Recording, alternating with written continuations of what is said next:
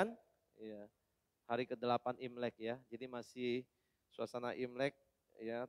Selamat tahun baru Imlek ke 2574 ya. Menurut tahun Imlek ya, bukan tahun internasional ya.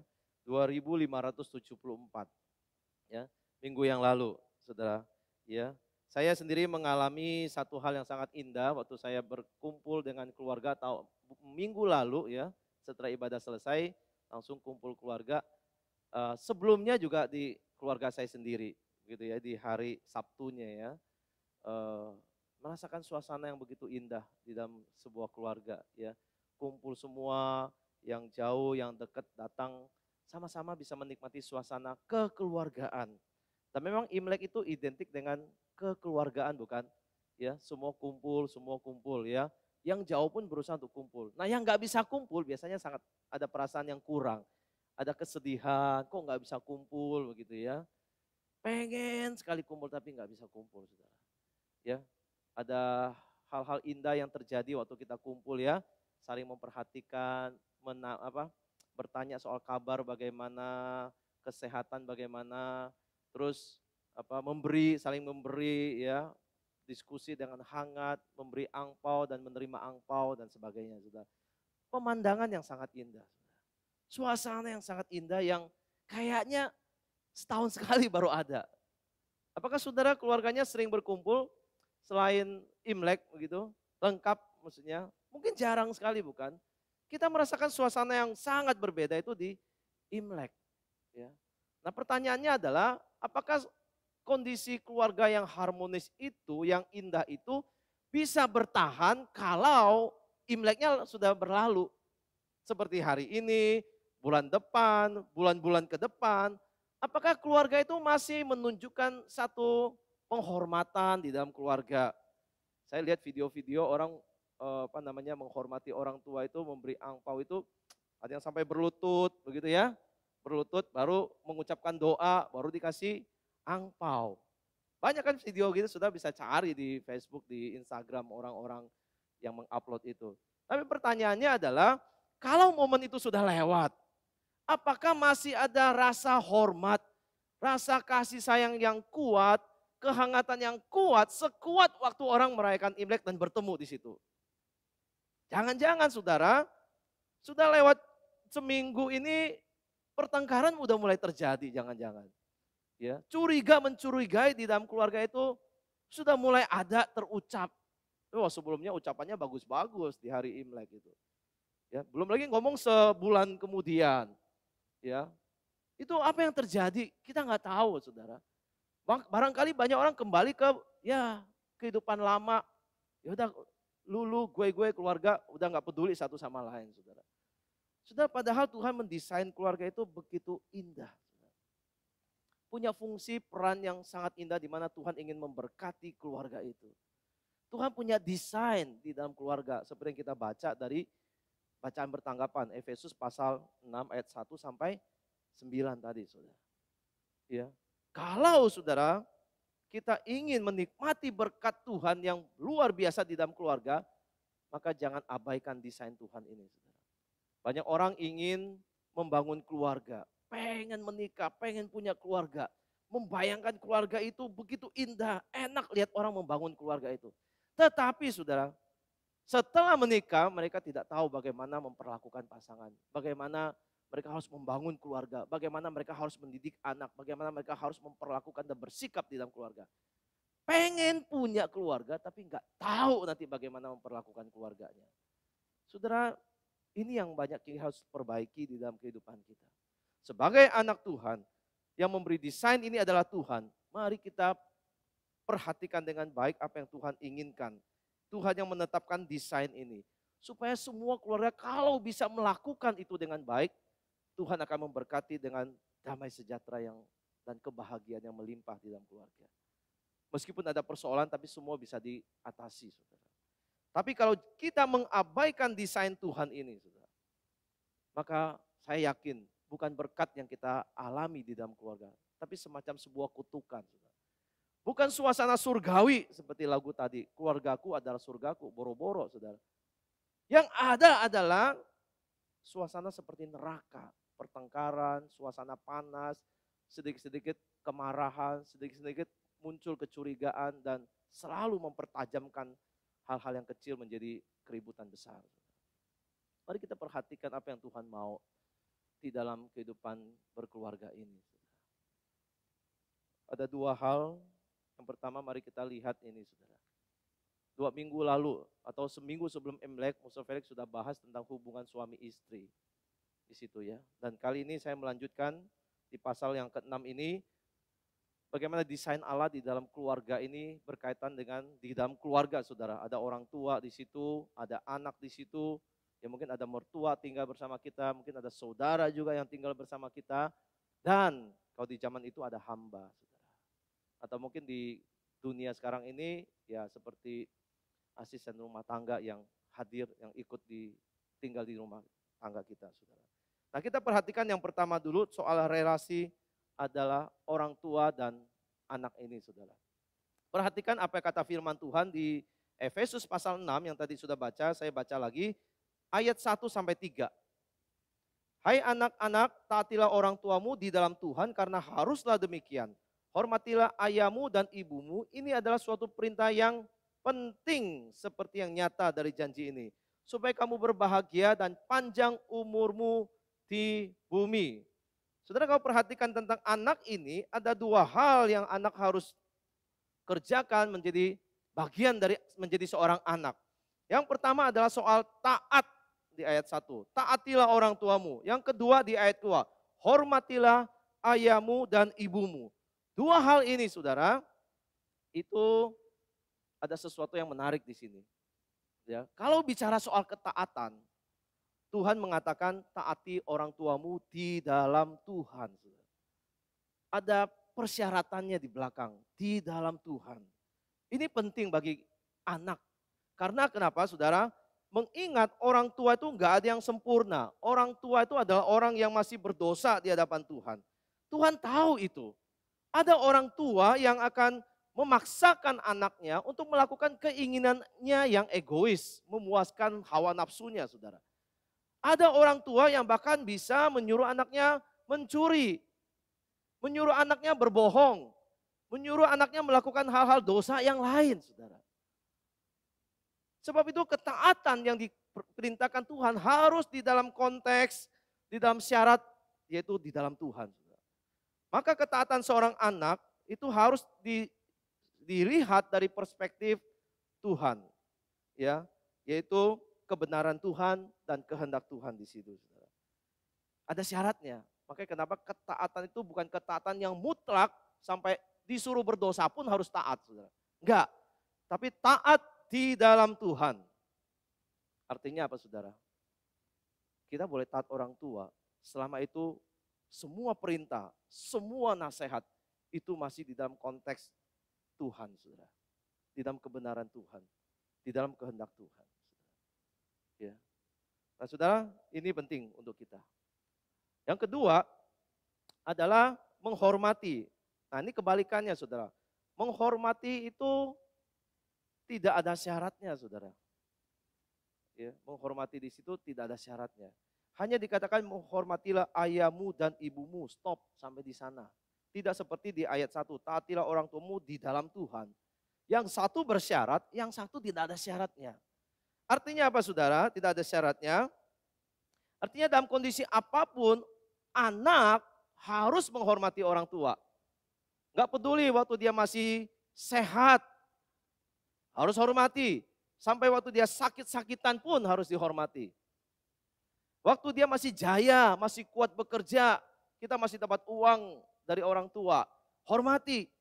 Sampai waktu dia pensiun, sampai dia nggak bisa memberi uang lagi, tetap harus dihormati. Waktu dia masih tanda kutip pikirannya sehat, saudara, harus dihormati. Sampai waktu dia mungkin sudah mulai pikun sekalipun, saudara, tetap harus dihormati. Gak gampang, saudara, tetap menghormati orang tua yang sudah dalam kondisi yang sakit, pikun misalnya, ada banyak keluhan-keluhan kesehatan yang muncul. Kalau nggak sabar-sabar itu nggak bisa kita.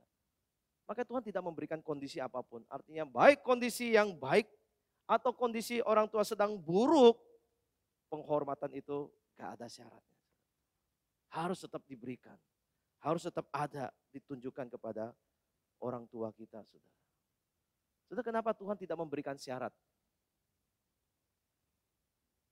Syarat misalnya kalau ya hormati kalau dia lagi bener aja misalnya. Kalau dia lagi gak bener, gak usah dihormati. Enggak, saudara. Tuhan tahu bahwa anak pun tidak sempurna, bukan hanya orang tua. Anak pun tidak akan sempurna, tidak ada yang sempurna, saudara. Kita lihat ada banyak anak mengabaikan orang tua waktu orang tua sudah kondisinya tidak seperti yang dia harapkan. Waktu dia sakit, waktu dia mulai pikun, waktu dia sudah mulai tua, orang tua dianggap sebagai beban yang memberatkan. Tuhan tidak mau itu terjadi. Maka Tuhan memberikan perintah ini gak ada syaratnya. Hormati orang tua, bahkan sampai dia tutup usia, itu harus dihormati.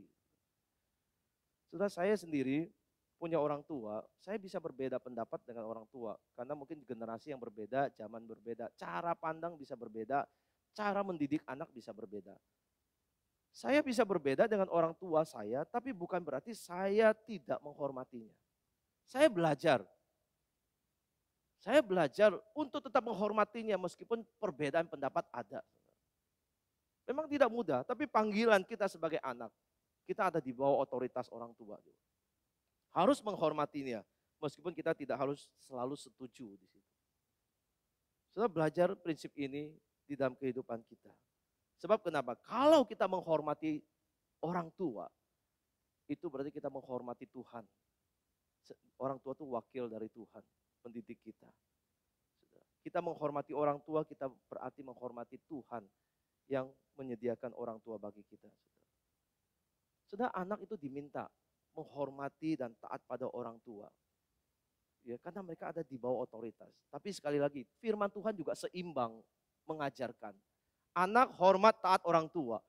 Tapi orang tua bukan berarti dia punya kuasa, otoritas itu bukan berarti orang tua boleh otoriter. Saudara. Ya.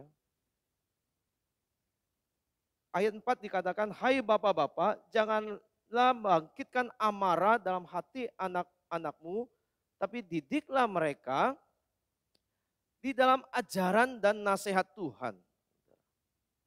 Paulus bicara juga untuk orang tua, papa nih sini ya, bapak-bapak. Meskipun tidak mengurangi kontribusi seorang ibu di situ harus ada juga sebagai orang tua. Ya, orang tua diberikan otoritas sekali lagi, tapi bukan berarti bisa sesuka hati otoriter atau sembrono memakai otoritas yang Tuhan berikan. Karena kita percaya Tuhan akan menuntut tanggung jawab dari orang yang berotoritas ini, dari orang tua yang mendidik, yang diberikan otoritas. Tuhan akan tuntut tanggung jawabnya. Apakah mereka sudah menjalankan peran mereka dengan baik? Orang tua diberikan otoritas untuk apa, saudara? Membesarkan anak, mendidiknya, dan terlebih adalah memuridkan mereka, saudara. Memuridkan mereka di dalam ajaran dan nasihat Tuhan. Sebenarnya ini panggilan orang tua Kristen. Saya mau tanya, kita sebagai keluarga Kristen, kita melakukan bagian ini dengan baik enggak? Memuridkan anak-anak kita. Menjadikan mereka sebagai murid Tuhan Yesus. Ini panggilan orang tua Kristen di dalam keluarga Kristen. Bukan cuma seperti keluarga yang lain yang di luar Tuhan, hanya tahu besarin anak, kasih makan, kasih sekolah, udah mereka bisa hidup sendiri. Enggak begitu, saudara. Tuhan punya desain, rancangan, bagaimana keluarga itu akan membentuk keluarga, calon-calon keluarga yang lain. Sehingga ini bisa berotasi dan inilah cara kerjanya Tuhan. Orang tua mendidik memang kadang-kadang bisa keras. Apalagi di zaman-zaman dulu ya. Zaman-zaman Tiongkok begitu misalnya yang komunisnya tegas sekali. Sehingga itu terbawa. Sistem komunis itu terbawa di dalam cara mendidik anak pun begitu otoriternya. Seperti negara yang otoriter gitu ya. Sehingga orang-orang Chinese itu yang begitu di zaman-zaman itu begitu keras mendidik anak. Sudah tidak bisa dihindari kadang-kadang memang kekerasan sedikit itu bisa terjadi di dalam keluarga mendidik anak. Tapi perhatikan, hati-hati dengan apa yang Tuhan katakan. Jangan bangkitkan amarah dalam hati anak-anakmu itu. Jangan sampai timbul dendam di dalam hati yang tidak pernah bisa dihapus dari hati anak. Saudara, ada orang tua memang yang di dalam mendidik anak selalu memakai kekerasan. Kekerasan, sampai kalau dia di luar sana terkena masalah, emosinya tidak stabil, lampiasnya juga selalu di rumah, di anak. Kalah judi aja, marahnya di rumah, saudara. Anak yang jadi sasaran. Mabuk-mabukan kalau di rumah juga sasarannya kalau nggak istri ya anak juga. Sehingga kalau terus diperlakukan seperti itu, anak itu juga manusia yang hatinya sensitif bisa terluka. Dan tidak menutup kemungkinan kalau terlalu diperlakukan, tanda kutip sudah kurang manusiawi, muncul hati yang pahit dengan orang tua. Kemarahan, amarah di sini. Bukan cuma marah di situ, saudara. Amarah. Sebuah kondisi hati yang gak bisa melupakan apa yang dia alami seorang anak. Karena diperlakukan kasar dan keras. Sudah kadang-kadang memang kalau mendidik anak, saya katakan perlu keras ya. Saya pun kalau pernah mendidik anak kalau salah, pukul pak anak, sudah mungkin juga pernah ngalamin ya. Anak terpaksa harus dipukul. Tapi cara mukulnya gimana saudara? Saya pernah lakukan eksperimen begini saudara. Saya akhirnya mengambil satu cara aja. Ada orang mukul anaknya bisa pakai rotan, bisa pakai alat. Saudara. Tapi ada orang bisa pukul anaknya dengan tangan sendiri. Sudah setuju nggak itu? Saya lebih pilih yang kedua, saudara. Pakai tangan saya. Saya pukul pantatnya misalnya. Kenapa saya pilih pakai tangan, saudara? Karena kalau waktu saya pukul dia pakai tangan, batasannya adalah tangan saya sakit, saudara. Terlalu keras, tangan saya juga sakit. Saya merasakan, saudara. Tapi kalau saya pakai alat ya, pakai rotan misalnya, atau orang pakai ikat pinggang gitu ya, saya nggak ngerasa sakit, saudara. Nggak. Jadi kekuatan saya bisa bertambah waktu saya semakin emosi di dalam pukul anak. Karena alat itu mati, saudara. Kena ke badan tuh nggak ada sakitnya. Tapi kalau tangan saya benturan dengan tangan pantatnya misalnya. Semakin keras saya pukul, semakin keras, saya pun sakit sudah. Berarti saya udah kelebihan batas ini. Karena saya sendiri pun merasakan sakit. Saya akan ngerem pasti di situ, akan kurangi. Jadi kita bisa pakai sedikit keras sampai pukul, tapi hati-hati. Ukurannya jangan melebihi, melampaui kekuatan yang bisa ditanggung seorang anak. Jangan bangkitkan amarah itu di dalam hatinya. Saudara, ini sangat penting sekali. Kalau orang tua seperti ini kerasnya, anak itu bagaimana, saudara? Di posisi anak, perintahnya cuma taat dan hormat, gak bisa ngelawan. Saudara. Kecuali satu saat dia sudah simpan kepahitan di dalam hati, lalu dia punya kekuatan sudah dewasa, dia balas orang tuanya. Ada anak bisa bunuh orang tuanya karena merasa dendam dan sakit hati dengan orang tuanya. Tetapi kita di dalam Tuhan itu, Tuhan sudah bilang orang tua jangan bangkitkan amarah itu di dalam hati anak. Dan anak bagaimanapun orang tua tidak ideal, tidak sempurna, masih orang berdosa juga. Anak harus belajar menghormati orang tua tanpa memperhatikan kondisi apapun. Tanpa memperhatikan orang tuanya tergolong jahatkah atau baik, tetap harus menghormati orang tua. Tidak ada kondisi apapun yang Tuhan batasi. Tetapi menariknya ayat ini memiliki janji. Tuhan kasih janji bukan kondisi. Janjinya adalah supaya engkau, ya di ayat 3 atau ayat 2 kan hormati ayah ibumu, ini suatu perintah yang penting seperti yang nyata dari janji ini. Supaya kamu berbahagia dan panjang umurmu di bumi. Supaya engkau berbahagia dan panjang umur. Ini janjinya. Bukan kondisinya, tapi janji Tuhan bagi mereka yang mau betul-betul taat tanpa kondisional tadi. Ya. Dari 10 perintah Tuhan hanya satu perintah ini. Perintah yang kelima ini yang punya janji. Yang lainnya enggak ada. Saudara lihat betapa pentingnya orang tua itu di mata Tuhan, orang Kristen. Iman Kristen bukan iman yang mengabaikan orang tua. Sekali lagi. Justru iman Kristen itu meletakkan orang tua begitu tinggi posisinya sebagai wakil Tuhan untuk mendidik. Maka kalau ada orang lain bilang orang Kristen tidak hormat sama orang tuanya, salah saudara. Orang Kristen, iman Kristen mengajarkan begitu taatnya kepada orang tua sampai menghormati orang tua pun tanpa ada kondisi. Orang tua ditempatkan di antara Tuhan dan anak, itu tangan-tangannya ada orang tua di situ. Begitu tingginya sebagai wakil Tuhan di dalam mendidik itu, saudara. Maka kita sebagai orang Kristen harus belajar apa yang Tuhan sudah tetapkan ini. Ada Tuhan, ada orang tua di bawahnya, ada anak-anak di bawahnya. Sebagai ordo yang Musa Felix bilang, tatanan ini, urutan ini gak bisa dilanggar. Otoritas ini masing-masing ada di situ. Saudara, salah satu bentuk ketaatan anak adalah harus dengar nasihat orang tua. Ya, dengar nasihat orang tua. Kalau nggak dengar, ya dikatakan didiklah mereka dalam nasihat dan ajaran nasihat Tuhan. Harus seperti itu, saudara. Sudah ada satu kisah kejadian tuh beberapa tahun yang lalu, seorang anak SMP mungkin kelas 7 ya atau kelas 8, itu sekolahnya di Mangga Besar. Ya, karena sudah berasa jadi orang gede, ya, pengen juga menunjukkan dan menerima pengakuan. Jadi dia minta orang tuanya itu beli motor, ya. Motornya Yamaha R30. Sudah kalau tahu motor itu tuh seperti motor racing ya, yang bodinya itu ada sayapnya itu dan itu kenceng, saudara. Ya. Bisa ya minimal 150 cc dan bisa lebih dari itu juga ada tergantung tipenya. Nah, orang tua tahu, saudara, ini anak SMP belum cukup umur, belum ada SIM, gak bisa dong bawa motor ke jalan-jalan besar itu.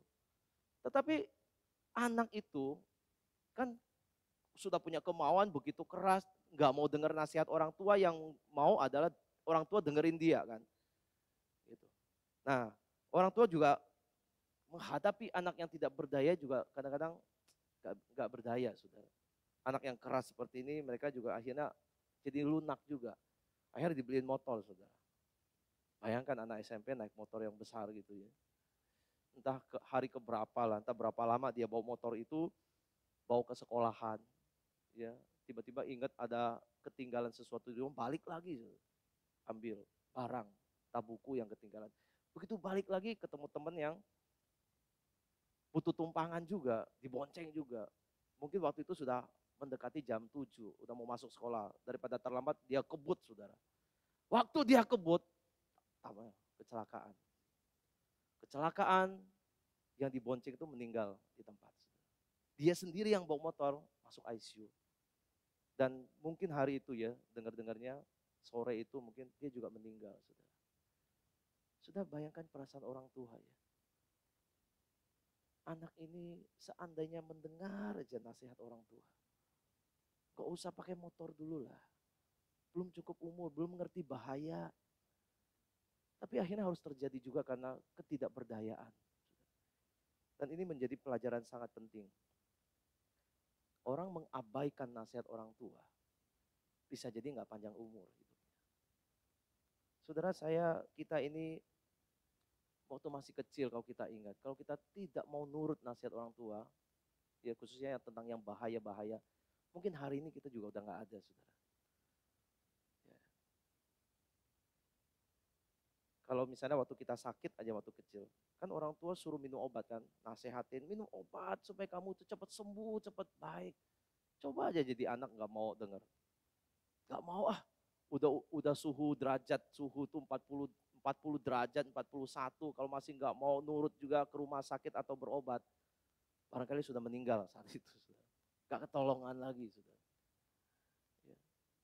Gak gampang, saudara. Ya. Harus belajar taat orang tua, baru saudara bisa diselamatkan dalam kondisi yang bahaya.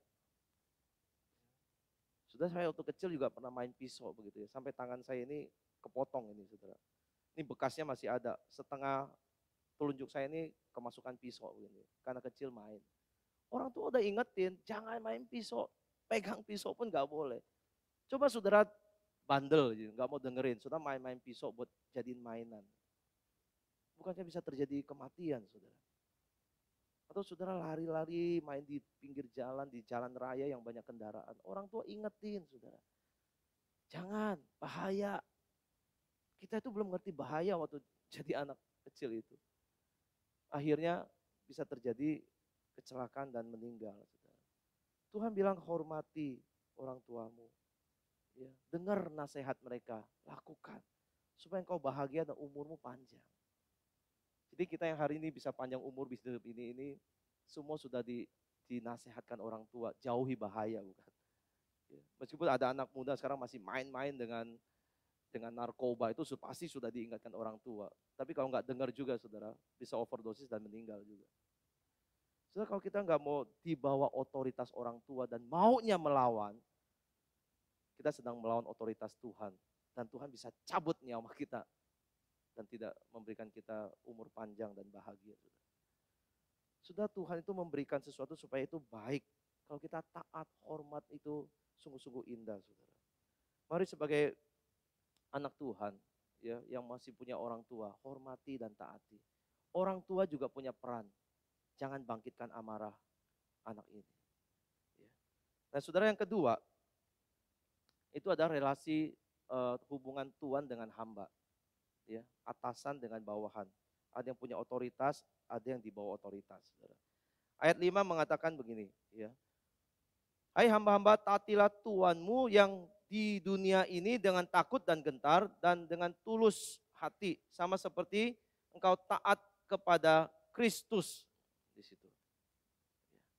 Saudara, dulu di zaman itu hamba, budak itu memang bagian integral dari keluarga. Keluarga kaya bisa beli budak waktu itu, mempekerjakan budak sebagai pembantu rumah tangga dan ngurusin ternak-ternak semuanya. Nah, kadang-kadang memang ada tuan yang baik, hambanya jahat. Bisa, ya. Hambanya mencuri misalnya di rumah, lalu kabur. Gitu.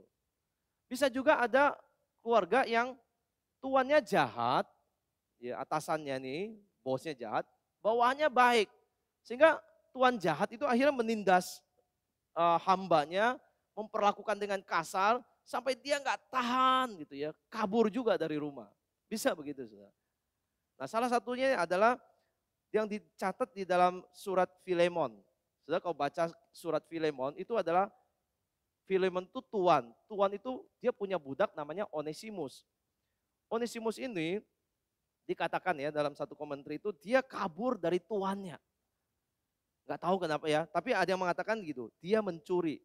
Nanti berarti budaknya jahat, tuannya si Filemon. Dia mencuri lalu dia kabur. Entah bagaimana ceritanya si budak ini, hamba ini ketemu Paulus waktu Paulus di penjara. Akhirnya dilayani Paulus, disampaikan Injil, dia bertobat. Dan sekarang disuruh kembali ke tuannya, si Onesimus ini. Nah waktu kembali ke tuannya, Paulus pesan, Filemon, kamu harus terima si Onesimus ini kembali. Ya, perlakukan dia dengan baik, meskipun dia pernah salah dulu. Ya, jangan kasar lagi sama dia. Ya, jadi dulu memang dia tidak berguna, tapi sekarang dia sudah berguna sekali. Bahkan buat Paulus itu berguna. Paulus kirim dia balik pun karena memang ya ini haknya tuannya. Paulus nggak bisa menahan dia, karena itu bukan miliknya, itu miliknya Filemon. Dan si Onesimus ini diminta untuk taat kepada tuannya. Seperti engkau taat kepada Kristus. Engkau sekarang sudah Kristen. Engkau sudah mengerti bahwa meskipun kamu punya Tuhan, kamu harus perlakukan Tuhanmu itu taat dan melayani dia seperti engkau melayani Tuhan. Wah, saudara luar biasa bukan? Ya, seorang bawahan memang sulit kadang-kadang untuk mentaati atasannya. Tapi Tuhan tetap minta, kalau kamu mau menjadi anak Tuhan yang mau taat kepada Tuhan, taati dulu otoritas yang ada di dunia ini. Tuhanmu yang di dunia ini. Taati dia seperti engkau mentaati Tuhan. Nah, saudara, prinsip ini berlaku sampai hari ini. Berlaku buat kita sekarang ini. Di dunia kerja, di dunia institusi, organisasi itu ada otoritas orang yang di atas, di bawah, atasan, bawahan, atau tuan, atau bos, atau karyawan. Ya. Nah, saudara, hari ini kalau kita lihat apa yang Tuhan tetapkan ini seringkali dilanggar. Banyak pelanggaran di sini. Budaya dunia kita itu bukan budaya yang mau tunduk, yang mengabaikan otoritas. Ya, anak aja banyak melawan orang tua. Istri Anda banyak yang tidak mau tunduk kepada otoritas suaminya. Karyawan aja mungkin di depan tuannya aja dia manggut-manggut, tapi di belakangnya dia gak sungguh-sungguh mentaati. Gak sungguh-sungguh mau tunduk begitu. Hanya karena uang, mungkin karena dia digaji aja dia mau taat, saudara. Tapi bukan dengan segenap hati melakukannya seperti untuk Tuhan. Ada banyak masalah di dalam otoritas di dunia ini yang dilanggar oleh orang-orang berdosa. Itulah orang berdosa. Ya, kita ini lebih suka kalau bisa tuh nggak mau jadi orang bawahan, mau jadi orang atasan, mau jadi kapten daripada jadi anak buah. Saudara. Kita lebih ingin memakai otoriter kita daripada kita mau tunduk. Ini orang-orang di zaman ini mengekspresikan begitu. Orang-orang berdosa dengan ciri-ciri begini. Tapi bukan itu yang Tuhan kehendaki di dalam dunia ini. Tuhan menetapkan ada atasan, ada bawahan, ada orang yang harus tunduk kepada otoritas. Ini Tuhan sendiri memberikan contoh buat kita. Contoh loh buat kita. Kalau kita lihat Allah Tritunggal, ada Allah Bapa, ada Allah Anak, ada Allah Roh Kudus. Mereka tuh setara sebagai Allah. Tapi satu yang lain mau tunduk dan taat satu sama lain. Sudah ada nggak orang yang setara tapi mau belajar tunduk kepada salah satunya? Ini dicontohkan di dalam relasi Allah Tritunggal ini. Bagaimana anak itu mau datang ke dunia mentaati dan tunduk pada apa yang direncanakan oleh sang Bapa. Bagaimana Roh Kudus juga tunduk diutus ke dunia ini oleh Bapa dan Anak, mengutus Roh Kudus. Itu pun tunduk dan taat.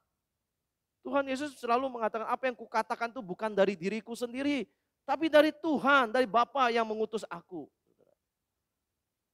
Tuhan sendiri memberikan satu pola, satu ordo, mau tunduk, mau taat pada otoritas sang Bapaknya. Masakah kita sebagai anak Tuhan itu tidak menunjukkan sikap yang sama, kita tunduk pada otoritas yang benar yang di atas kita.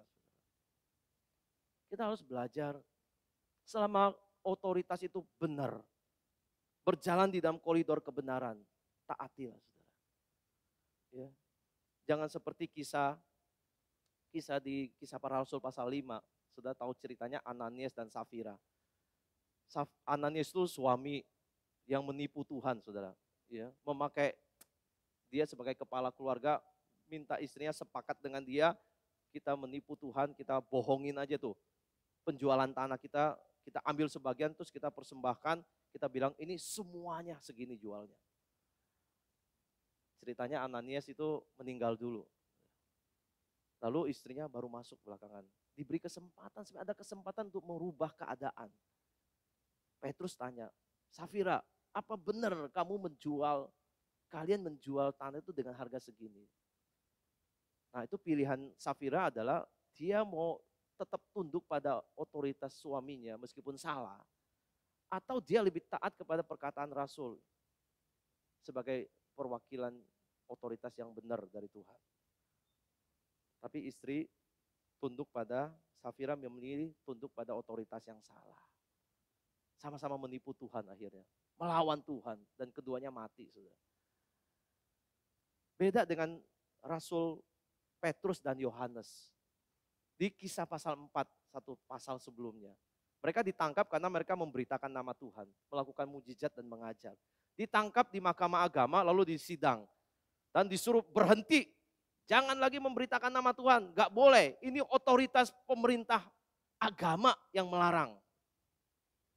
Tetapi Petrus dan Yohanes itu tahu ada otoritas di atas otoritas manusia, yaitu otoritas Tuhan. Maka mereka memberikan pertanyaan kepada mahkamah agama. Silakan kamu pilih, kita harus lebih taat manusia, apa lebih taat kepada Tuhan? Kalau perintah manusia itu melanggar firman Tuhan, dia pilih mentaati otoritas Tuhan. Kalau perintah manusia itu sejalan dengan perintah Tuhan, gak ada masalah. Kita taat itu berarti kita mentaati Tuhan. Maka di dalam otoritas yang benar, kalau pemimpin itu melakukan sesuatu yang benar, saudara, maka sudah kita harus belajar tunduk dan taat. Tapi jikalau kita diperhadapkan pada situasi atasan kita, otoritas yang ada di atas kita itu tidak benar, saudara, biar kita juga bisa memilih lebih mentaati siapa. Saudara. Karena ada otoritas di atas otoritas manusia, yaitu Tuhan. Saudara, biar kita menjadi orang-orang yang mau taat. Sebab kalau kita mau taat, saudara, ketaatan anak-anak Tuhan ini adalah bukti kalau kita mengenal Tuhan. Kita taat manusia yang benar, berarti kita mentaati Tuhan. Ketaatan kita karena kita mengenal Tuhan, saudara. Nah, orang yang taat, Tuhan pun tidak biarkan, tidak abaikan, tidak dilupakan Tuhan. Maka di ayat ke-8 jelas dikatakan, kamu tahu bahwa setiap orang, baik hamba maupun orang merdeka, kalau ia telah berbuat sesuatu yang baik, ia akan menerima balasannya dari Tuhan. Saudara. Sesungguhnya di dunia ini yang paling akhirnya harus ditaati adalah Tuhan. Dan di bawahnya adalah otoritas manusia-manusia yang ada di institusi, di sekolah, di tempat kerja, di rumah tangga. Semua ada yang berotoritas di situ. Di rumah tangga ada kepala keluarga. Di perusahaan ada atasan. Di sekolah ada guru-guru. Ini semua orang yang punya otoritas untuk menjalankan fungsinya masing-masing. Dan kita kalau ada di bawah kita harus taat. Di gereja juga sama, saudara. Saudara diberikan pemimpin oleh Tuhan di gereja ini. Ada majelisnya, ada hamba Tuhannya. Sudah mari kita belajar menghormati otoritas yang Tuhan tetapkan. Kalau kita berlaku baik, mentaati, maka Tuhan akan membalas mereka dengan kebaikan. Tuhan mau kita belajar tunduk di dunia yang berdosa yang sulit untuk taat dan tunduk ini. Tuhan mau kita belajar di situ rendah hati. Sudah sekalian Tuhan menciptakan manusia itu sangat-sangat bukan hanya untuk diam-diam saja, tapi Tuhan berbagi otoritas. Manusia dicipta, tapi Tuhan share otoritas di tangan manusia untuk memerintah, untuk melakukan kepemimpinan di dalam dunia ini. Ya, makanya ada yang ditempatkan sebagai laki-laki menjadi kepala keluarga. Ada yang diberikan di dalam dunia usaha, ada pemimpin, ada atasan, ada bos di situ, saudara. Mari semua yang sedang mempunyai otoritas ini, pakai otoritas dengan benar. Bukan mengancam, bukan menganiaya, bukan menghancurkan. Tapi mendidik, membangun. Dan menghormati Tuhan yang memberikan otoritas. Satu saat orang lain yang akan berotoritas akan menggantikan. Anak yang hari ini jadi anak di bawah otoritas orang tua. Kalau anak sudah besar dan menikah, saya merasa otoritasnya menjadi sama, saudara. Sama-sama sebagai orang tua. Ya. Tapi sekarang sebagai anak, tunduklah di bawah otoritas. Nanti engkau sebagai orang tua, anakmu belajar tunduk kepadamu seperti engkau tunduk pada orang tuamu. Sebagai karyawan juga sama, saya belajar menghormati bos saya. Satu hari saya dipercayakan sebuah posisi yang punya otoritas, karyawan juga akan melihat di bawah saya, akan melihat, belajar mentaati saya seperti saya mentaati atasan saya yang sebelumnya. Saudara, betapa indahnya kalau ada model seperti ini dan ini bekerja terus di dalam dunia yang Tuhan ciptakan ini. Tidak dilanggar, tapi ditaati dan ditaati. Semua akan mendatangkan kebaikan dan shalom di tengah-tengah hidup kita. Biar saudara, Tuhan panggil kita sebagai anak Tuhan. Mari kita belajar tunduk dan taat. Jangan melawan, karena kalau kita melawan, arti kita melawan Tuhan juga. Taati otoritas. Kalau otoritas gak benar, Tuhanlah urusannya yang akan meminta pertanggungjawaban. Tugas kita adalah mentaati orang tua, mentaati atasan, mentaati pimpinan. Yang di atas memberi teladan yang baik bagi kita. Kiranya Tuhan memberkati kita semuanya. Mari kita berdoa.